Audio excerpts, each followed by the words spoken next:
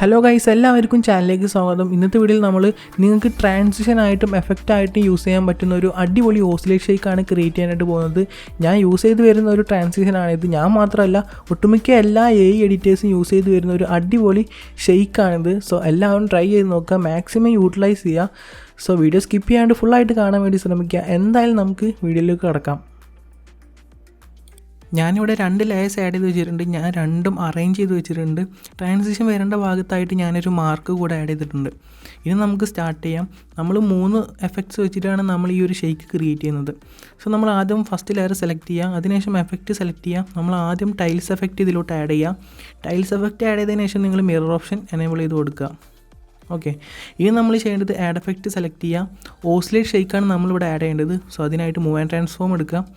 എന്നിട്ട് oscillate shake ഇതിലോട്ട് standard സെറ്റിങ്സോട് കൂടി ആഡ് ചെയ്യാം. എന്നിട്ട് ആദ്യം നമ്മൾ അത് ഓപ്പൺ ചെയ്തതിന് ശേഷം നമ്മൾ ആദ്യം ആംഗിൾ സെറ്റ് ചെയ്ത് കൊടുക്കണം. 90 ഡിഗ്രിയാണ് നമ്മളിവിടെ സെറ്റ് ചെയ്ത് കൊടുക്കേണ്ടത്. നമുക്ക് വെർട്ടിക്കലായിട്ടാണ് ഈ ഒരു ഷേക്ക് വരേണ്ടത്, അതുകൊണ്ട് 90 ഡിഗ്രി നിങ്ങൾ സെറ്റ് ചെയ്ത് കൊടുക്കുക.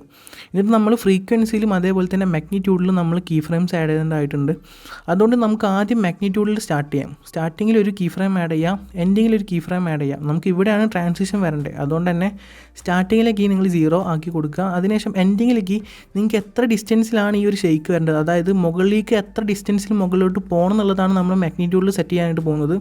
ഓസിലേറ്റ് ഷേക്കിൻ്റെ ഒരു ഡീറ്റെയിൽഡ് വീഡിയോ നമ്മൾ മുമ്പ് ചെയ്തതാണ്. അപ്പോൾ അത് കണ്ടവർക്കെല്ലാം അറിയുന്നുണ്ടാവും എന്താണ് മാഗ്നിറ്റ്യൂഡ്, എന്താണ് ഫ്രീക്വൻസി എന്നുള്ളതൊക്കെ. സോ മാഗ്നിറ്റ്യൂഡ് നമ്മളിവിടെ 200 ആണ് സെറ്റ് ചെയ്ത് കൊടുക്കുന്നത്. നിങ്ങൾക്ക് നിങ്ങളുടെ ഇഷ്ടം പോലെ സെറ്റ് ചെയ്ത് കൊടുക്കാം. എത്ര ഡിസ്റ്റൻസ് വേണമെന്നുള്ളത് നിങ്ങൾക്ക് തീരുമാനിക്കാം.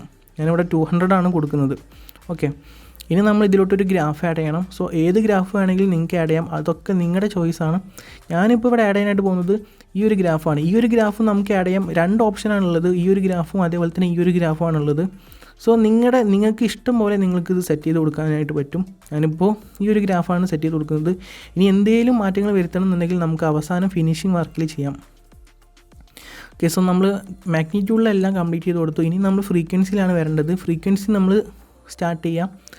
ഓപ്പൺ ചെയ്തതിന് ശേഷം നമ്മൾ സ്റ്റാർട്ടിങ്ങിലും അവസാനിക്കുമ്പോഴും 2 കീ ഫ്രെയിംസ് ആഡ് ചെയ്യുക. സോ സ്റ്റാർട്ടിങ്ങിൽ ഒരു കീ ഫ്രെയിം ആഡ് ചെയ്യാം, എൻഡിങ്ങിൽ ഒരു കീ ഫ്രെയിം ആഡ് ചെയ്യുക. സ്റ്റാർട്ടിങ്ങിൽ കീ നമ്മളൊന്നും ചെയ്യേണ്ട ആവശ്യമില്ല, കാരണം നമുക്ക് 2.00 HZ വേണ്ടത്. നമ്മൾ എൻഡിങ്ങിൽ കീഴിലോട്ട് വന്നിട്ട് നമ്മളൊരു 6 7 സെറ്റ് ചെയ്ത് കൊടുക്കുക. ഞാനിവിടെ 7.00 ഹെർട്സ് ആണ് കൊടുക്കുന്നത്. ഇനി നമ്മളൊരു ഗ്രാഫ് ആഡ് ചെയ്യണം. നമ്മളിവിടെ ആഡ് ചെയ്യാനായിട്ട് പോകുന്ന ഗ്രാഫ് എന്ന് പറയുന്നത് ഇത് തന്നെയാണ്. സോ അത് നമ്മൾ കംപ്ലീറ്റ് ചെയ്ത് കൊടുത്തു. അതായത് നമ്മൾ ഫസ്റ്റ് ലെയറിലെ എല്ലാ കാര്യങ്ങളും കംപ്ലീറ്റ് ചെയ്ത് കൊടുത്തു.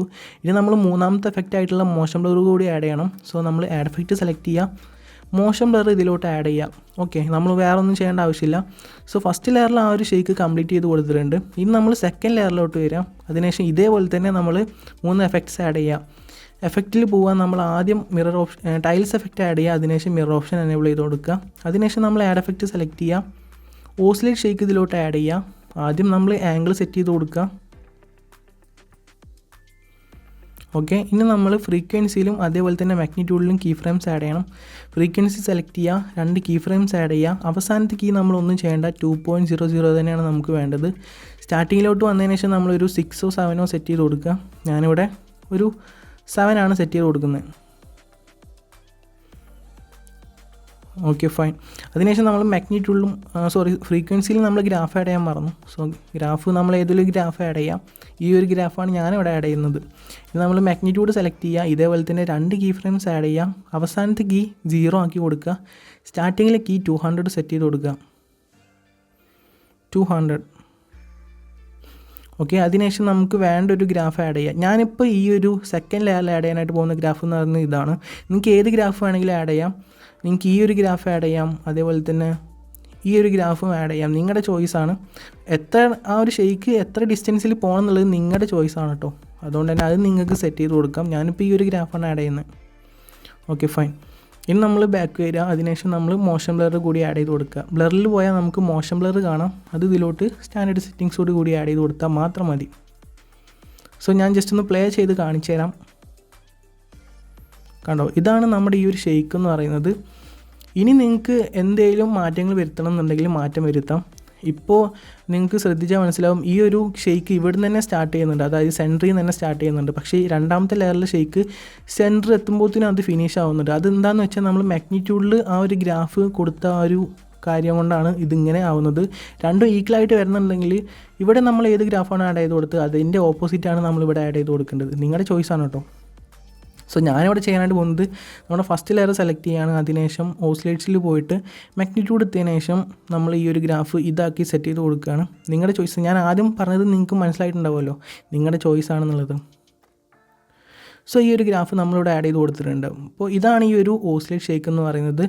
ഇനി നമുക്ക് ഈ ഒരു ഫസ്റ്റ് ലെയറിൽ ഈ ഒരു ഷെയ്ക്ക് ഇല്ലാണ്ടും നിങ്ങൾക്ക് ഇത് യൂസ് ചെയ്യാനായിട്ട് പറ്റും. സെക്കൻഡ് ലെയറിൽ മാത്രമായിട്ടും നമുക്ക് ഈ ഒരു ഷെയ്ക്ക് യൂസ് ചെയ്യാനായിട്ട് പറ്റും. ഞാനും ഇങ്ങനത്തെ ഒരു ഷെയ്ക്ക് ട്രൈ ചെയ്ത് വരുന്നുണ്ട്. അതേപോലെ തന്നെ ഒരു ഒട്ടുമിക്ക എല്ലാ എഡിറ്റേഴ്സും ഇത് യൂസ് ചെയ്ത് വരുന്ന ഒരു ഷെയ്ക്കാണിത്. അതായത് വൺ സൈഡ് ഷെയ്ക്ക്. ഈ ഒരു ലെയറിൽ ഉണ്ടാവില്ല, രണ്ടാമത്തെ ലെയറിൽ മാത്രമായിട്ട് വരുന്നൊരു ഷെയ്ക്ക്. സോ എല്ലാവരും ട്രൈ ചെയ്ത് നോക്കുക. മാക്സിമം നിങ്ങളുടെ വീഡിയോസിലേക്ക് ഉൾപ്പെടുത്താനായിട്ട് ശ്രമിക്കുക. അതേപോലെ തന്നെ ഈ ഒരു ഷെയ്ക്കിൻ്റെ പ്രീസെറ്റ് ഞാൻ താഴെ ഡിസ്ക്രിപ്ഷനിൽ കൊടുത്തിട്ടുണ്ട്. താല്പര്യമുള്ളവർക്കോ അല്ലെങ്കിൽ ടൈം ഇല്ലാത്തവർക്കോ അവിടെ പോയിട്ട് നിങ്ങൾക്ക് ഡൗൺലോഡ് ചെയ്യാവുന്നതാണ്. XML ഫയലായിരിക്കും. അതേപോലെ തന്നെ കുറച്ച് പാടാണ്, കുറച്ച് ആഡ്സൊക്കെ ഉണ്ടാകും, അതൊക്കെ സ്കിപ്പ് ചെയ്യേണ്ടി വരും നിങ്ങൾക്ക് പ്രീസെറ്റ് എടുക്കണമെന്നുണ്ടെങ്കിൽ. So thanks for watching. You can see next time. By.